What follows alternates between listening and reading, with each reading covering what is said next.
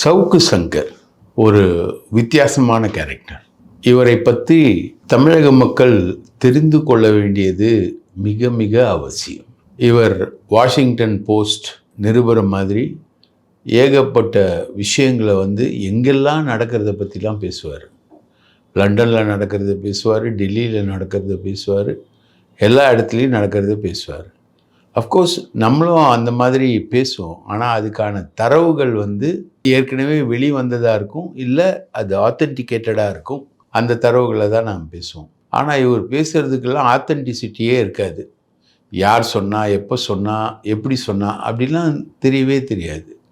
அப்படிப்பட்ட கேரக்டர் இன்றைக்கி ஜெயிலில் என்ன பண்ணிக்கிட்டு இருக்காரு அப்படின்றது தான் இந்த பதிவோட நோக்கம்.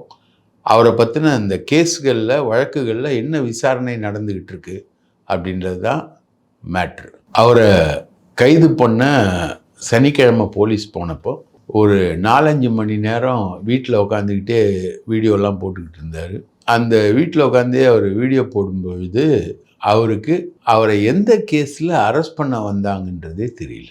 அவர் சொன்னது ரெட் அண்ட் ஃபாலோ டைரக்டர்ஸும் ப்ரொடியூசர்ஸும் கொடுத்த கம்ப்ளைண்ட்டில் அவர் அரெஸ்ட் பண்ண வராங்க. அவருக்கு ஏற்கனவே அது சம்மந்தமாக சம்மன் அனுப்பிச்சாங்க. அப்படி எப்படி ஜெயலலிதா வீட்டில் உட்காந்து 313க்கு பதில் கொடுத்தாங்களோ அந்த மாதிரி அந்த சம்மனுக்கு இவர் வீட்டில் உட்காந்துக்கிட்டே பதில் கொடுத்துருக்காரு போலீஸ்க்கு. ஒரு வழக்கறிஞர் மூலமாக சம்மனுக்கு பதில் கொடுக்கணுன்ற விஷயம் கூட அவருக்கு தெரியல. அவர் கொடுத்தாரு. அது தொடர்பாக தான் அவரை கைது பண்ண வராங்க அப்படின்னாங்க. ஏற்கனவே ஒரு கேஸில் 7 கிணறு காவல் நிலையத்தில் ஒரு ஆஜராகிட்டு சீன் போட்டு வந்தார். இந்த மாதிரி நிறைய கேஸ் அவர் மேலே இருக்குது. எந்த கேஸில் அவரை கைது பண்ணுறாங்கன்றது அவருக்கு தெரியல. அவர் கடைசி வரைக்கும் வீடியோவில் சொல்லிக்கிட்டு இருந்தது இந்த டைரக்டர் கேஸ் தான். ஆனால் அவரை டைரக்டர் கேஸில் கைது பண்ணியிருந்தான்னா அது ஆலந்தூர் கோர்ட்டில் தான் அவரை ஆஜர்படுத்தியிருப்பாங்க. ஆனால் அவர் ஆஜர்படுத்தினது சைதாப்பேட்டையில், சைதாப்பேட்டை போலீஸ் போட்ட கேஸில் தான் அவரை அரெஸ்ட் பண்ணியிருக்காங்க. அது என்ன கேஸ்னால், அது நந்தனத்தில் இவர் புதுசாக ஓப்பன் ஆன பாரில் 10 லட்ச ரூபா மாமூல் கேட்ட கேஸ். அதில் 94,000 ஒன்று, 4,000 ஒன்று. இவரோட அசிஸ்டண்ட்டாக அந்த டிவியில் உட்காந்து பேசுகிறாரு அந்த வீரபாகுவுக்கு, அந்த மாவீரருக்கு கொடுத்த ஜிபேயில் அமௌண்ட், அந்த ஆதாரத்தோட அந்த பார் உரிமையாளர் கொடுத்த கம்ப்ளைண்ட்டில் தான் இவரை அரெஸ்ட் பண்ணுறாங்க, ஜெயிலுக்கு அனுப்புகிறாங்க. ஜெயிலில் அரெஸ்ட் பண்ணும்போது இவருக்கு இருந்த செல்வாக்கெல்லாம் பார்த்தா ஒரு பட்டையே 5 மணி நேரம் 6 மணி நேரம் இவர் நடத்தின போராட்டம், அந்த போராட்டத்தினால ஒரு பெரிய பப்ளிசிட்டி இவருக்கு கிடைச்சிது. அந்த பப்ளிசிட்டி சமூக வலைத்தளங்களில் பெரிய அளவுக்கு லைவாக போச்சு. அந்த லைவை வச்சு ஒரு 10,000 பேர் கூடியிருப்பாங்க இவருக்கு பாதுகாப்புக்கு அப்படின்னு பார்த்தாங்களாம். ஆனால் 4 வக்கீல். அந்த வக்கீல் இவரை புழலுக்கு அனுப்புகிறாங்க, சிறைக்கு அனுப்புகிறாங்க. புழல் சிறைக்கு போகும்போதே இவர் உஷாராக எனக்கு ஃபஸ்ட் கிளாஸ் வேணும்னு கேட்டு வாங்குறாரு. ஃபஸ்ட் கிளாஸ் வேணும்னு கேட்கும்போது அவருக்கு ஒரு தனி அறையெல்லாம் கொடுக்குறாங்க. அண்ணன் சிகரெட் இல்லாமல் இருக்க மாட்டார். அதனால் அண்ணன் அந்த சூப்பரண்டன்ட்டு அவங்க கொஞ்சம் பயந்து போயிட்டாங்க இவரை பார்த்து. சூப்பரண்டன்ட்டு சிகரெட் எல்லாம் கொடுக்குறாங்க. அண்ணன் ஃபுல்லாக சிகரெட் பிடிச்ச மாதிரி தான் இருக்கார். நைட்டு ஃபுல்லாக தூங்கலை. அதுக்கப்புறம் அங்கே இருக்கக்கூடிய விஐபி கைதிகளுக்கெல்லாம் அவங்க சொல்கிற மாதிரி சாப்பாடு ஜெயில் சாப்பாடு கிடையாது. சாப்பாடு அவங்க காசு கொடுத்து செஞ்சு அவங்களே போடுவாங்க. அதுக்கான காசெல்லாம் அண்ணன் கொடுத்துருக்காரு. கொடுத்த உடனே அந்த சூப்பரண்டன்ட் பயந்து போயிட்டு வீட்டில் ஜெயில் சாப்பாடு கொடுக்காம அவங்களே செஞ்சு பொங்கி அவருக்கு தேவையானதெல்லாம் செஞ்சு சாப்பாடெல்லாம் போட்டிருக்காங்க. ராஜ வசதியோடு தான் அவர் இருக்கார் ஜெயிலில். ஆனால் அவர் அங்கே சமூக வலைதளங்களில் சொன்னார் இல்லைங்களா, என்னை இந்த டைரக்டர்கள் கொடுத்த கம்ப்ளைண்ட்டில் அரெஸ்ட் பண்ண போகிறாங்க, அதோட அந்த மாலதி என்னையும் எஃப்ஐஆரில் சேர்த்துருக்காங்க, இன்னும் 4 பேர் சேர்த்துருக்காங்க, வக்கீல்கிட்ட பேசக்கூடாதுன்னு சொன்னாங்க. எனக்கு ரொம்ப த்ரில்லிங்காக இருக்குது, இதெல்லாம் பார்க்குறதுக்கு ரொம்ப த்ரில்லிங்காக இருக்குது அப்படின்லாம் அந்த அம்மா சொன்னாங்க இல்லையா. அந்த அம்மாவும் அதில் அக்யூஸ்டு.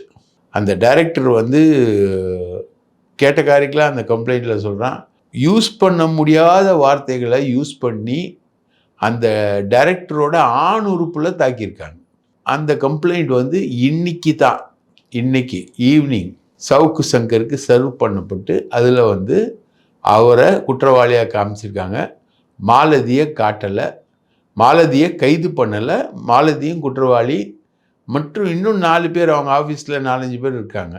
அவங்க 4-5 பேரும் குற்றவாளி, ரைட்டுங்களா? அந்த அளவுக்கு தான் அந்த கேஸு போயிட்டுருக்கு. அந்த டைரக்டரு பத்திரிகையாளர்களை சந்தித்தார். எப்படிலாம் அவர் மிரட்டப்பட்டார். அஜய் வாண்டியார் ஒரு ஹீரோவாக 4 ஹீரோவில் ஒரு ஹீரோவாக அஜய் வாண்டியார் நடித்ததுனால அந்த திரைப்படம் வந்து போதை பொருட்களை கடத்தும் பணத்தால் தயாரிக்கப்பட்டது அப்படின்னு இவர் பேச, தயவு செஞ்சு அதுக்கு மறுப்பு போடுங்க, எங்களால் பிஸ்னஸ் பண்ண முடியலன்னு சொல்லிட்டு டைரக்டரும் ப்ரொடியூசரும் போய் பேச, அந்த டைரக்டரை வந்து அதிகமாக பேசினது திட்டினது யாருன்னா மாலதி. அவங்க என்ன கேட்டாங்கன்னா, நீங்கள் அப்படி பேசிட்டீங்க, எங்களுக்கு வந்து ஒரு மன்னிப்பு வீடியோ மட்டும் போட்டு விட்ருங்க அப்படின்றது தான் அவங்க கேட்ட இது. மாலதி அதுக்கான லாங்குவேஜ் வந்து ரொம்ப மோசமான லாங்குவேஜ் மாலதி வந்து யூஸ் பண்ணியிருக்கு. அதாவது அந்த டைரக்டர் வந்து ரொம்ப வருத்தப்படக்கூடிய அளவுக்கு ஒரு லாங்குவேஜ், ஃபில்த்தி லாங்குவேஜ், சென்னை லாங்குவேஜை வந்து மாலதி வந்து யூஸ் பண்ணியிருக்கு. எவ்வளவு தைரியம் இருந்தால் நீ வந்து எங்கள் ஆஃபீஸ்க்கே வந்து மன்னிப்பு கேடுன்னு போடுவ, இவனை இங்கேயே கொலை பண்ணி போடுங்க. யாரை? டைரக்டரை. மறுப்பு தெரிவித்து வந்தவனை கொலை பண்ணி போடணுமா? மாலதியோட லாங்குவேஜ் இது. கொலை பண்ணி போடுங்க. நம்மளை யாருங்க கேட்பாங்க? எவன் வந்து நம்மளை கேட்பான் அப்படின்னு அந்த அம்மா ஃபில்த்தி லாங்குவேஜ் வந்து யூஸ் பண்ணியிருக்காங்க. இந்த தைரியம் கொடுத்தது யார்? அண்ணன் சவுக்கு சங்கர். அதுக்கப்புறம் சவுக்கு சங்கரும் பேசியிருக்கார்.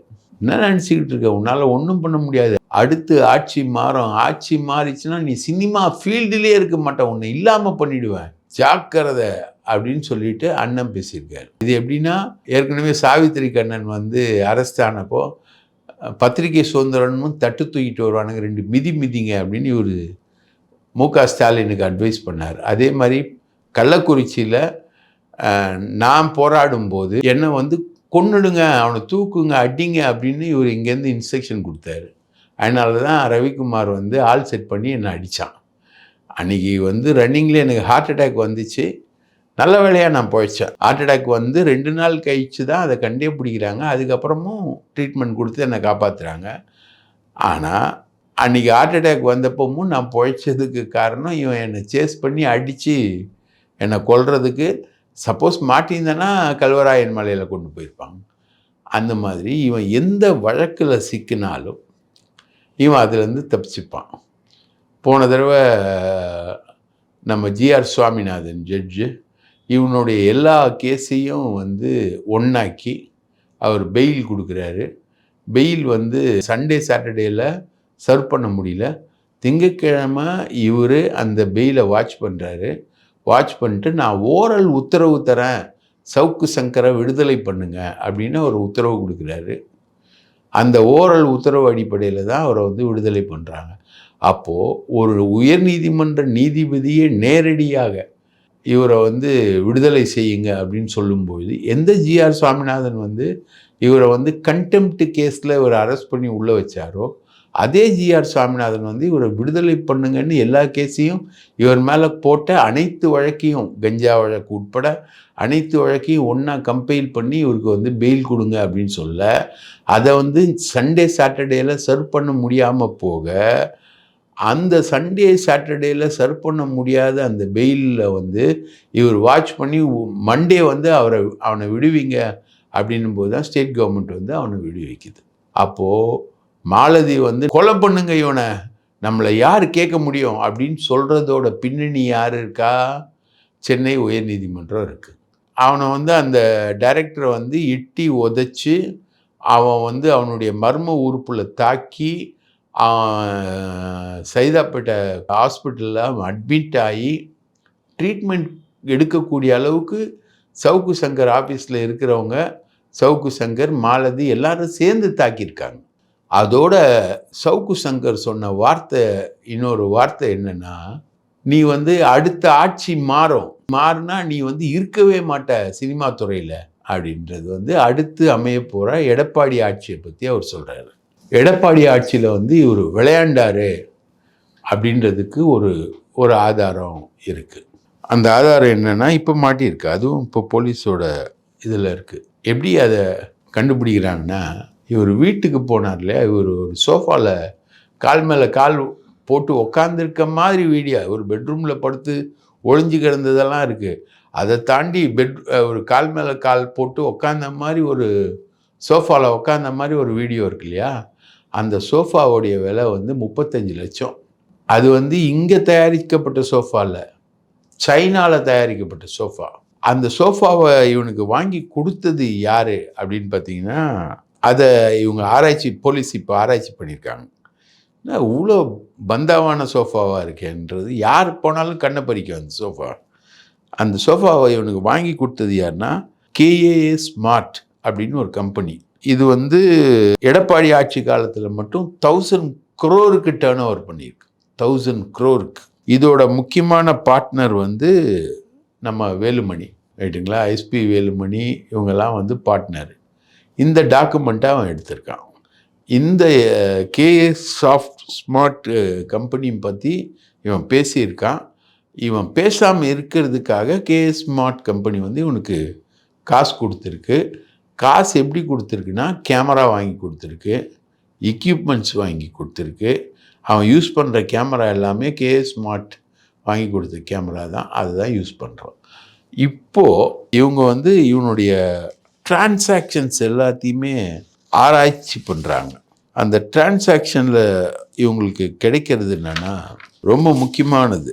அதாவது இவர் பண்ண டிரான்சாக்ஷனில் அனுப்பின மெயிலெல்லாம் மாட்டியிருக்கு. அந்த மெயிலுங்களை வந்து இவங்க ஆராய்ச்சி பண்ணும்போது முக்கியமானது என்னென்னா, இவரும் வியூக அமைப்பாளர் சுனில், அவர் உதயநிதிக்கும் வியூக அமைப்பாளராக வருவார், ரைட்டா, அண்ணாமலைக்கும் வியூக அமைப்பாளராக வருவார், இவனுக்கும் வியூக அமைப்பாளர் அவர் தான், எடப்பாடிக்கும் ஒரு காலத்தில் வியூக அமைப்பாளர் தான்.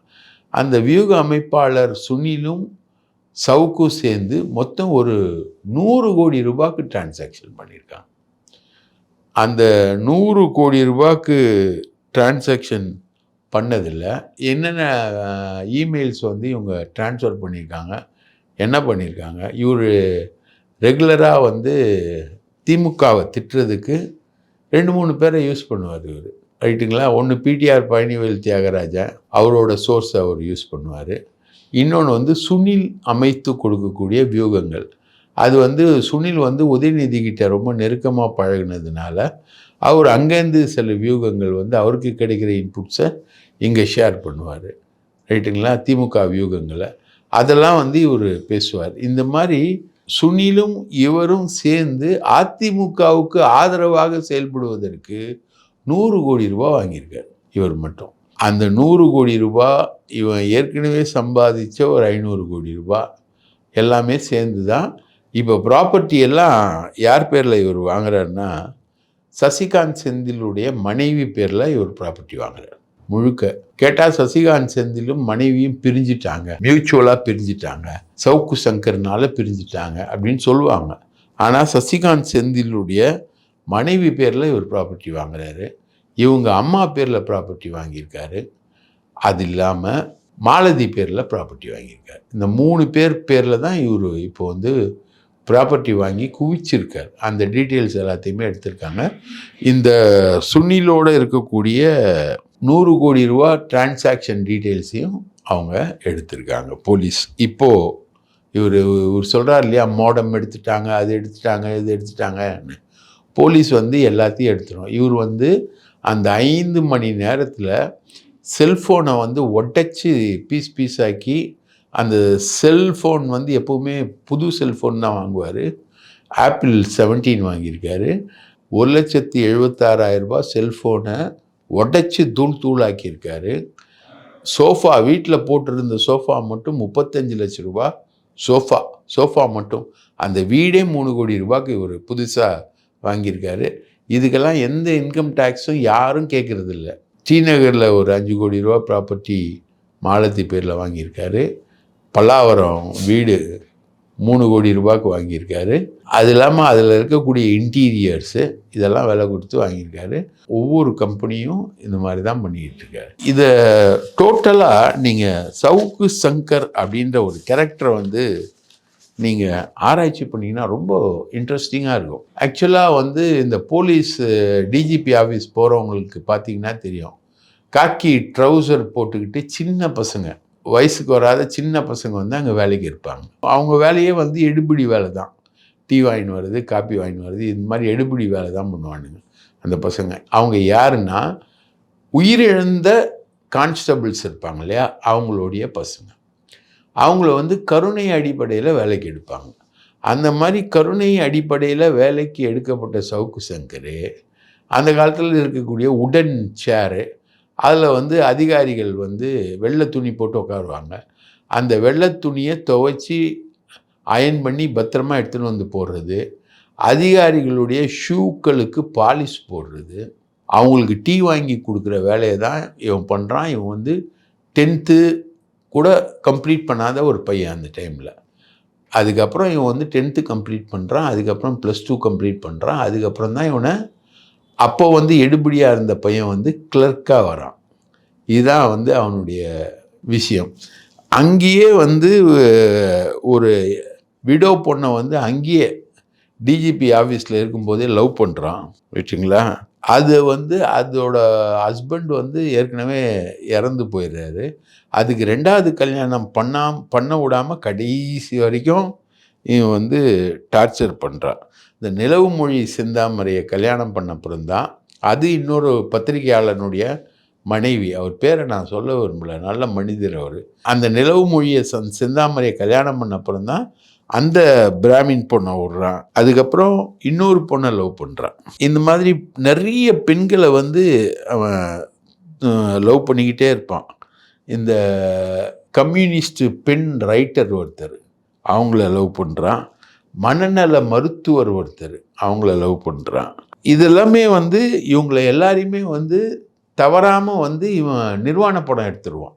நிர்வாண படம் எடுத்து வச்சு தான் அவங்கள மிரட்டுவான். இந்த கம்யூனிஸ்ட் பெண் ரைட்டரு ரொம்ப கதறி இருக்காங்க ரைட்டுங்களா. அந்த கம்யூனிஸ்ட் பெண் ரைட்டரோட சேர்ந்து இவனோட சேர்ந்து இவனுக்கு தோதா வந்து ஒரு கண்டெய்னர் ரூம் ஒன்று வச்சு இன்னொரு பத்திரிகையாளர் இவரோட சேர்ந்து பண்ணான். இவனுங்களுடைய விஷயமே செக்ஷுவல் ஆக்டிவிட்டியே வந்து குரூப் 6. அந்த குரூப் 6க்கு ஆளை கூட்டிட்டு வரவ தான் மாலதி. அதாவது வந்து ஓப்பன் மேரேஜ் அப்படின்னு ஒரு சிஸ்டத்தை வந்து இவங்க ஃபாலோ பண்ணுறாங்க. அதாவது நீயும் நானும் கல்யாணம் பண்ண கணவன் மனைவி மாதிரி வாழ்ந்துக்கலாம். நீ என்ன ஆக்டிவிட்டீஸில் ஈடுபடுறியோ அதை பற்றி நான் கேள்வி கேட்க மாட்டேன். நான் என்ன ஆக்டிவிட்டீஸில் ஈடுபடுறேனோ அதை பற்றி நீ கேள்வி கேட்காது. அது மாதிரி ஒரு ஓப்பன் மேரேஜ் சிஸ்டம் தான் சவுக்கு சங்கரும் மாலதியும் ஃபாலோ பண்ணுற ஒரு மேரேஜ் சிஸ்டம். அந்த மேரேஜ் சிஸ்டத்தில் சவுக்கு சங்கருக்கு தேவையான பெண்களை கூட்டிகிட்டு வர வேலை தான் மாலதி. எனக்கு தெரிஞ்சு ஒரு இங்கிலீஷ் பத்திரிக்கை நிருபர் ஒருத்தர் அப்ரோச் பண்ணி அந்த பொண்ணு செருப்பால் அடிப்பேன்னு சொன்னதோடு இல்லாமல் சவுக்கு சங்கர் வழக்கில் அவருக்கு எதிராக வந்து அந்த பொண்ணு ஆஜராச்சு.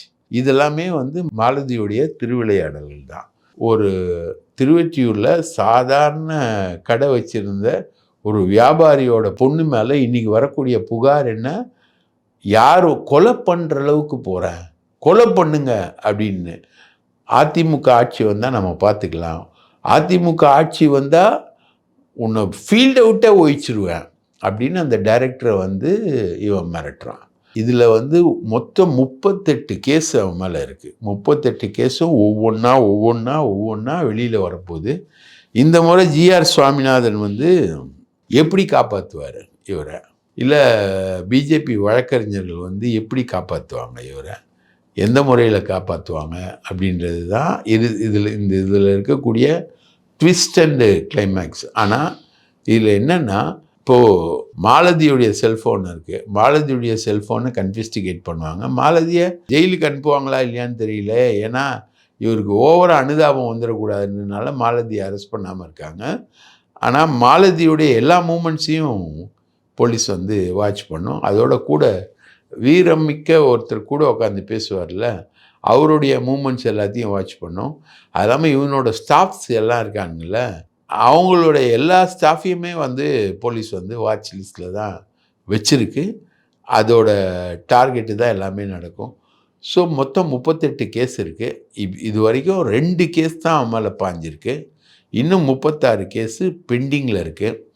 இது எல்லாத்தையும் எப்படி கன்ஃபிஸ்டிகேட் பண்ணி ஜிஆர் சாமிநாதன் போன தடவை ஆர்டர் போட்ட மாதிரி போடுவாரா, இவனுக்கு ஆதரவாக செயல்படுவாரா, ஓப்பனாக வருவாரா? ஏற்கனவே அவர் ஓப்பனாக ஒரு ஜட்ஜ்மெண்ட் கொடுத்தது எல்லாமே இருக்குது. இப்போ வருவாரா? இந்த சசிகாந்த் செந்தில் போன தடவை வந்து சவுக்கு சங்கருக்கு ஆதரவாக வந்தார். இப்போ வந்து ஆர்கே, ஷாலினி மரியா லாரன்ஸு இவங்கெல்லாம் வந்து வந்திருக்காங்க. அவருக்கு சவுக்கு சங்கருக்கு ஆதரவாக பேசியிருக்கார் ஆர்கே. சவுக்கு சங்கர் தான் எதிர்க்கட்சி தலைவர் அப்படின்ற மாதிரி ராதாகிருஷ்ணன் பேசியிருக்காரு. இன்னும் பல பேர் எதிர்பார்க்குறோம். பல பேர் பேசுவாங்க சமூக வலைதளங்களில், இவங்கெல்லாம் பேசுவாங்க. ரைட்டுங்களா? இவர் வந்து ஒன்றும் சாதாரண ஆள்லாம் கிடையாது. இவர் வந்து முழுக்க முழுக்க ஒரு சதி திட்டத்தோட செயல்பட்ட ஆள். ஒரு சாதாரண டைரக்டரு, பார் ஓனரு, இவங்ககிட்டயே 10 லட்ச ரூபாய் கேட்குறவர், ரவுடி பசங்களோட கனெக்ஷனில் இருக்கிறவர். இப்போ அங்கே போனவுடனே அங்கே ஜெயிலில் ட்ரக் இருப்பான், ரவுடி பையன் இருப்பான். எல்லா ரவுடியும் இப்போ அன்கோ போட்டுப்பார். அன்கோ போட்டு உட்காந்து அவங்களோடய பேசிக்கிட்டு எல்லாத்தையுமே அவர் பண்ணிக்கிட்டு இருப்பார். மறுபடியும் வந்தால் அதிமுக வழக்கறிஞர்கள், பிஜேபி வழக்கறிஞர்கள் இவங்கெல்லாம் வந்து இவரை பெயில் எடுப்பாங்க. கேட்டால் கருத்து சுதந்திரத்துக்கு பாடுபடுறோம் அப்படின்வாங்க. நான் கேட்குறேன், அந்த டைரக்டருக்கு கருத்து சுதந்திரம் இல்லையா? டைரக்டரை எட்டி மதித்து அதிமுக ஆட்சி வந்தால் கொலை பண்ணுவான்னு சொல்கிறாங்கன்னு. அப்போ அந்த டைரக்டருக்கு கருத்து சுதந்திரம் இல்லையா? அந்த டைரக்டருக்கு வந்து அவரோட உயிரை காப்பாற்றிக்கிறதுக்கான விஷயம் இல்லையா? அந்த பார் ஓனருக்கு தன்னுடைய முதலீட்டை பாதுகாத்து அவர் ஒரு தொழில் செய்கிறதுக்கான கருத்து சுதந்திரம் இல்லையா? இவருக்கு வந்து டைரக்டரே சொல்கிறேன், ஆதம்பாக்கத்தில் ஏடிஎம்கே காரனுடைய வீட்டில் 2வது மாடியில் தான் ஒரு ஆஃபீஸ் வச்சுருக்கார். அப்போது அதில் இருக்கக்கூடியவங்களுடைய அதில் முக்கியமான ஆள் கந்தன்னு ஒருத்தர். அவர் தான் அந்த ஏரியாவுடைய தென்சென்னை மாவட்டத்துக்கான ஆள். ரைட்டுங்களா? அப்புறம் ஆதிராஜாராமு, இவங்க எல்லாருமே இருக்காங்க. இவங்க பேக்ரவுண்டில் இயங்கக்கூடிய ஒரு ஆள் இந்த மாதிரி செயல்கள் எல்லாம் ஈடுபடுறானே, இவனால் பாதிக்கப்படுறவங்களுக்கு கருத்து சுதந்திரம்லாம் இல்லையா? இப்போ 38 கேஸ் இருக்குது. இப்போ 2 கேஸ் தான் வெளியில் வந்திருக்கு. ரைட்டா? ஏற்கனவே ஒரு கேஸ் 7 கிணறுக்கு போயிட்டு வந்தார். அது இல்லாமல் அஜய் வாண்டேயரோட மனைவி வந்து கம்ப்ளைண்ட், அந்த அம்மாவை அப்யூஸாக பேசினார், இவர் கேவலமாக பேசினார்னு அந்த அம்மா ஒரு கம்ப்ளைண்ட்டோட வருது. ஸோ இந்த மாதிரி ஏகப்பட்ட பெண்கள், சின்ன வயசுலேருந்து ஏகப்பட்ட பெண்கள், இவர் எல்லாரையும் வந்து சிகரெட்டில் சூடு வைப்பார், குடிச்சிட்டு கேவலமாக பேசுவார், எல்லாரையும் டார்ச்சர் பண்ணுவார், குரூப் செக்ஸில் ஈடுபடுவார். இதுக்கெல்லாம் வந்து ஒரு எல்லையே கிடையாதா? இதெல்லாமே குரூப் செக்ஸ் எல்லாம் வந்து கருத்து சுதந்திரத்தில் வருமா? எப்படி அப்படின்றது தான் கேள்வி. ஆகவே இவருக்கு இப்போது ஜெயில் அத்தாரிட்டிஸும் முடிஞ்ச அளவுக்கு எல்லா சலுகையும் இவருக்கு கொடுத்து வச்சுருக்காங்க. சிகரெட்டு உட்பட எல்லாத்தையும் கொடுத்து வச்சுருக்காங்க. இப்போ செல்ஃபோன் நேச்சுரலாக அவருக்கு கிடைக்கும். ரைட்டா? டிவி பார்ப்பார், ஃபஸ்ட் கிளாஸ் ப்ரிசன்றதுனால டிவி பார்ப்பார், எல்லாமே வரும். ஸோ இதெல்லாம் எந்த வகையில் சமம்? இப்போது இவரால் பாதிக்கப்பட்டவங்க, அந்த காலத்துலேருந்து பத்திரிகையாளர்கள் இவரால் பாதிக்கப்பட்டிருக்காங்க. சன் டிவி மகாலட்சுமி, சந்தியா ரவிசங்கர், ஏகப்பட்ட பெண்கள் இவரால் பாதிக்கப்பட்ட பத்திரிகையாளர்கள் இருக்காங்க. இவர் இஷ்டத்துக்கு பேசுவார், இஷ்டத்துக்கு பண்ணுவார், இஷ்டத்துக்கு இவர் செயல்படுவார். அப்போ இந்த வியூக அமைப்பாளர் சுனில், இவன் என்ன வியூக அமைப்பாளர்? இவன் இந்த பக்கம் உதயநிதி கிட்ட போகிறான், இந்த பக்கம் எடப்பாடி கிட்ட போகிறான், 3வது இவங்ககிட்டையும் வரான். இவன் தான் இவனுக்கான ட்ரெஷர், முக்கியமான ஆள். என்னை கேட்டால் இந்த மாலதியும் இந்த வியூக அமைப்பாளர் சுனிலையும் கைது பண்ணும். அப்போ தான் இதோட இன்னொரு பக்கம் இது உண்மையான டிரான்சாக்ஷன் என்னன்னு வெளியில் வரும். இத்தனை கோடி கோடி கோடி கோடி. அதே மாதிரி இவனுக்கு காசு போட்டவங்க எல்லாம் அந்த 35 லட்ச ரூபாய் சோஃபா வாங்கி கொடுத்த ஆளையும் கைது பண்ணும். எதுக்காக அவங்க இதெல்லாம் பண்ணுறாங்க அப்படின்றது தெரியணும் பப்ளிக்கு. இதெல்லாம் கருத்து சுதந்திரத்தில் வருமா? ஜிஆர் சுவாமிநாதன் வந்து கருத்து சுதந்திரத்தை பாதுகாக்கிறேன்னு ரைட்டா அவர் திருப்பரங்குன்றத்தில் பண்ண மாதிரி இதுலேயும் பண்ணுவாரா? என்ன நடக்குது இங்கே நாட்டில்? எப்படி நடக்குது? பயமாக இருக்குது, ஆபத்து. இதில் வேற நமக்கு இணையதளத்தில் வார்ன் பண்ணுறானுங்க. அடுத்தது வந்து ஆட்சி மாறினா நான் தானா? வரட்டும், அதை பற்றி பிரச்சனை இல்லை. ஜெயலலிதாவே ஜெயிலில் காமிச்சா அதிக பயப்படல. ஜெயிலில் போய் இருந்துட்டு தான் வந்தோம். அதுக்கு இல்லை. ஆனால் உண்மை என்ன? இதுக்கெல்லாம் ஒரு எல்லை இல்லையா அப்படின்றதான் நம்மளுடைய கேள்வி. வாய்ப்புக்கு நன்றி. வணக்கம்.